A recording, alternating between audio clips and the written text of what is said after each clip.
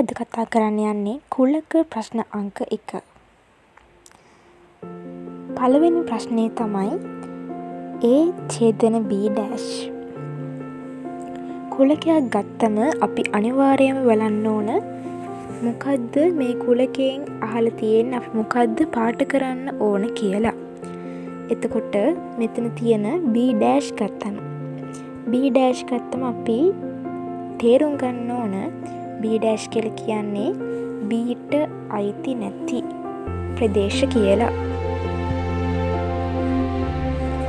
එතකොට අපි බලන්න ඕන කුලකයක අනිවාර්යයෙන්ම ඒ කුලක තියෙන ප්‍රදේශ මුලින්ම අඳුර ගන්න ඕන. B කුලකය නම් B කුලකයේ තියෙන ප්‍රදේශ, A කුලකය නම් A කුලකයට ඈත් වෙන ප්‍රදේශ.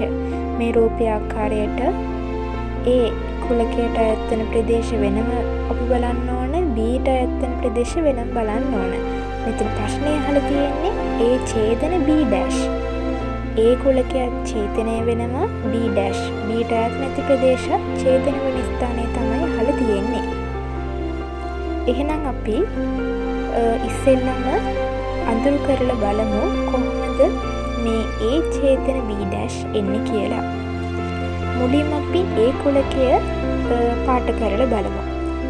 A කුලකය පාට කරන් පස්සේ මෙන්න මෙහෙම තමයි එන්නේ. ඊට පස්සේ අපි පාට කරන්න යන්නේ B ඩෑෂ්.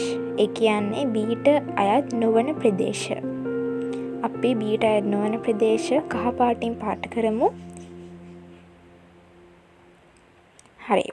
ඔබට පෙනෙනවා ඇති මෙම රූපයේ පාට දෙකම එකට මිශ්‍ර වෙන ප්‍රදේශයක් දැක්වෙනවා. අන්න එතන තමයි මෙන්න මේ කුලක දෙක ඡේදනය වෙලා තියෙන්නේ. එහෙනම් පිළිතුර තමයි මෙන්න මේ පාට දෙකම මිශ්‍ර වුණ ස්ථානය.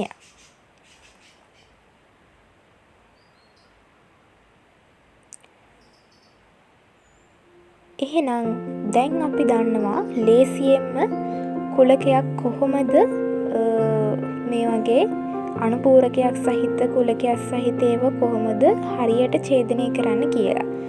ලේසි ක්‍රමය තමයි ඉස්සෙල්ලම සේරම ටික අවශ්‍ය තැන් ටික පාට කරගෙන යන්න. දෙකම ඡේදනය වෙලා දෙකම පාට වෙලා තියෙන තැන නිවැරදි ස්ථානය ලෙස අඳුර ගන්න. තවත් ක්‍රමයක් තියෙනවා. ඒ තමයි ඉලක්කම් යොදලා ඒකේ පොදු ඉලක්කම තියෙන ස්ථාන පාට කරන විදිහ. ඒකත් අපි තව වීඩියෝ එකකින් අරගෙන යන්නට බලාපොරොත්තු වෙනවා.